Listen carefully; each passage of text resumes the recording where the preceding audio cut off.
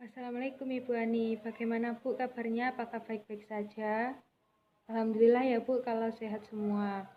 Iya Ibu Ani kemarin sudah WA saya kalau mau memilih alat kontrasepsi ya Bu.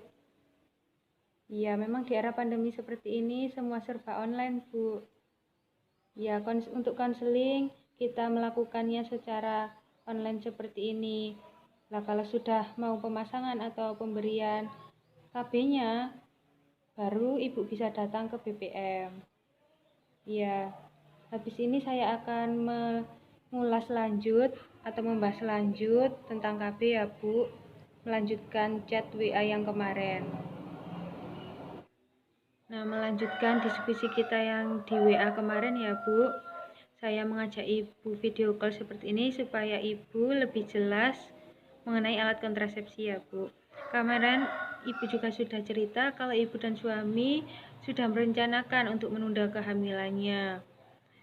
Ya, Ibu juga sudah saya tanya-tanya sedikit bagaimana riwayat kesehatan Ibu. Ya, saya akan membahas lebih lanjut di sini ya Bu. Nah, sebenarnya alat kontrasepsi itu banyak sekali macamnya Bu. Mulai dari yang paling efektif itu ya IUD, kemudian implan itu ya Bu. Setelah itu MOW atau MOP itu juga Bu, atau yang disebut dengan steril itu ya Bu kalau orang-orang. Nah, selain itu juga ada pil, kemudian ada suntik, kemudian ada yang metode alami Bu, seperti kalender, suhu basal. Nah, itu saya akan lebih jelas di chat nanti ya Bu, saya akan kirim materi, Ibu bisa baca-baca sendiri. Nah, Ibu kemarin juga cerita kalau ingin memilih antara IUD atau implan ya Bu. Di sini saya akan membahas itu dulu ya Bu, supaya Ibu lebih tahu kondisi Ibu itu bagaimana, apakah cocok pakai KB kedua itu ya. Antara kedua itu maksud saya. Nah, saya akan menjelaskan ya Bu mengenai AKDR.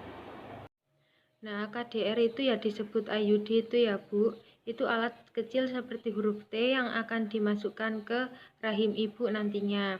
Nanti saya akan kirimi gambarnya ya Bu. Nah, IUD itu sangat efektif dan aman jika cocok dengan kondisi Ibu.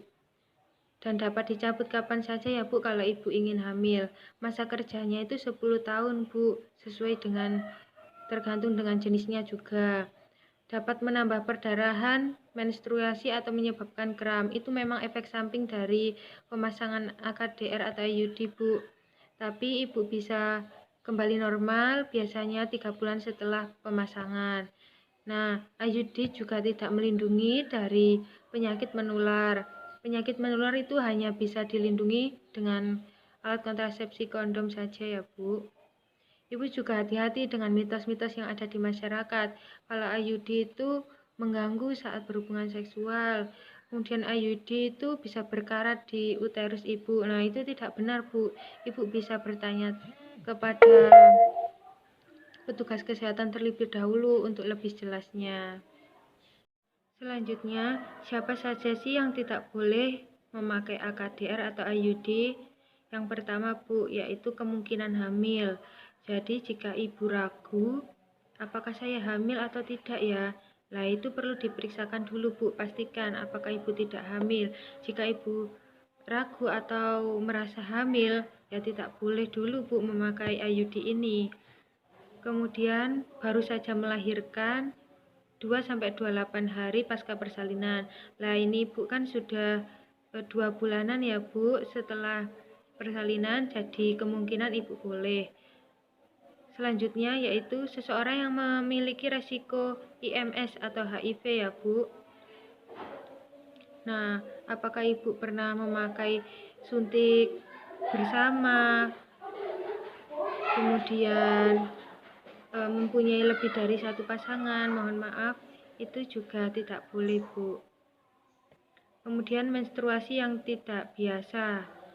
Nah, mungkin Ibu sering mengalami gangguan menstruasi seperti dismenor saat haid atau nyeri haid, itu perlu diperiksa dulu ya Bu.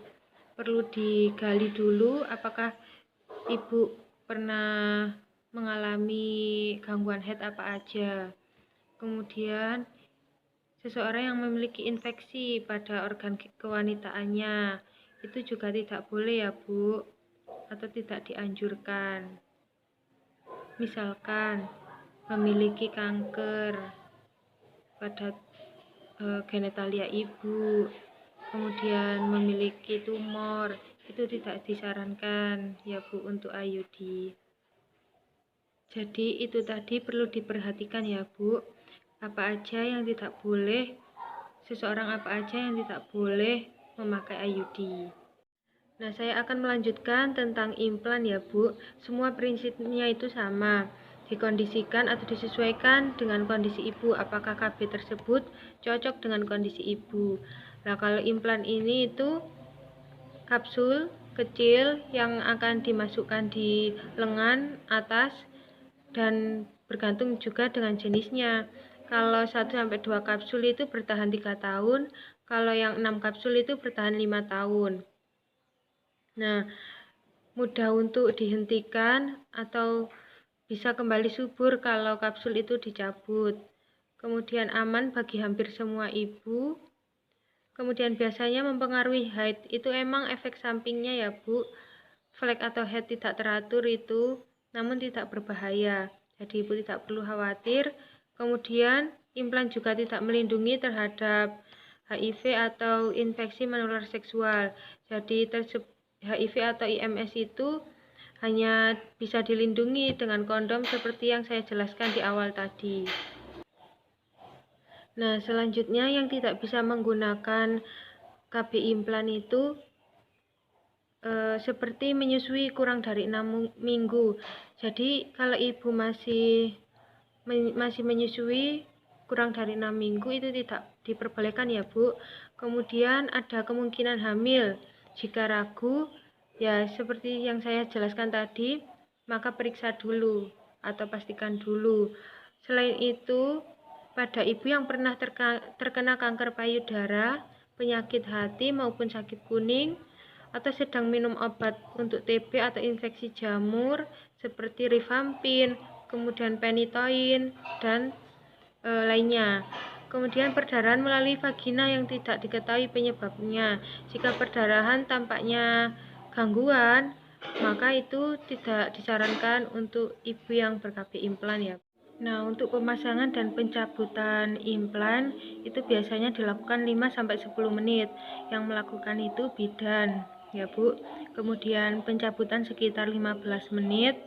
Nanti saya akan kirimi ya Bu contoh kapsul atau implannya yang akan dimasukkan ke lengan ibu.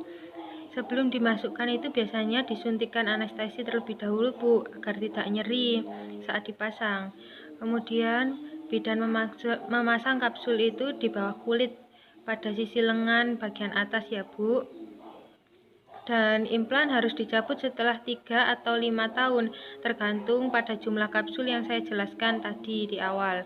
Dan bidan biasanya menutup luka di kulit dengan memperban lengan tanpa dijahit ya Bu. Nah, kapan sih seseorang bisa mulai untuk memakai KB implannya? Yaitu jika seseorang yakin tidak sedang hamil, Bu.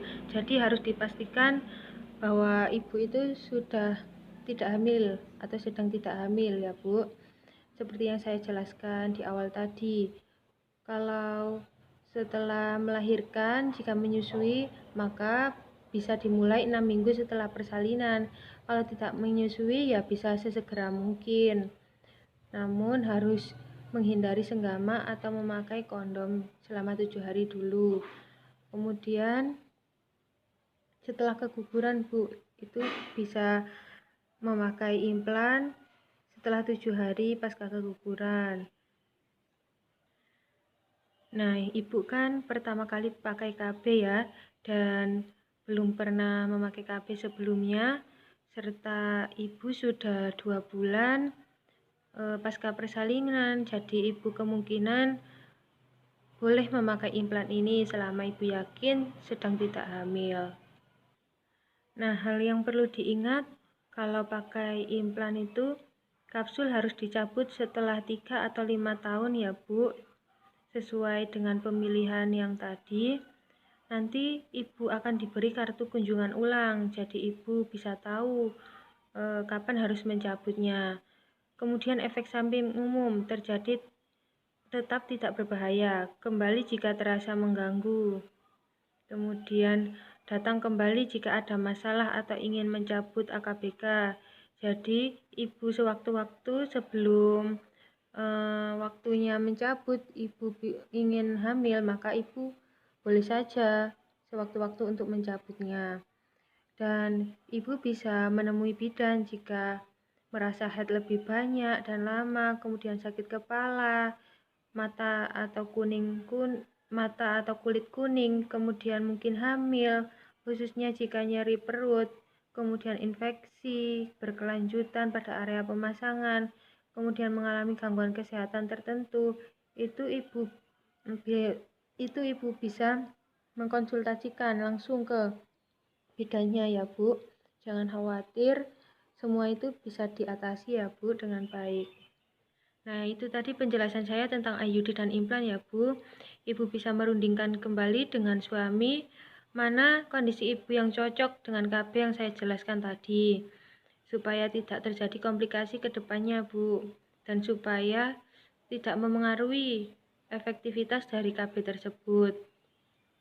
Nah, jika sudah dirundingkan dengan suami, Ibu bisa mengkonfirmasi lagi ke saya melalui WA, dan nanti saya akan cek kembali, dan kalau sudah fix Ibu, saya akan beri inform konsen untuk melakukan tanda tangan ya Bu, dan Ibu bisa datang ke BBM saya. Jadi nanti bisa dilanjut atau konsultasinya lewat chat WA ya Bu. Terima kasih Bu Ani, terima kasih kerjasamanya.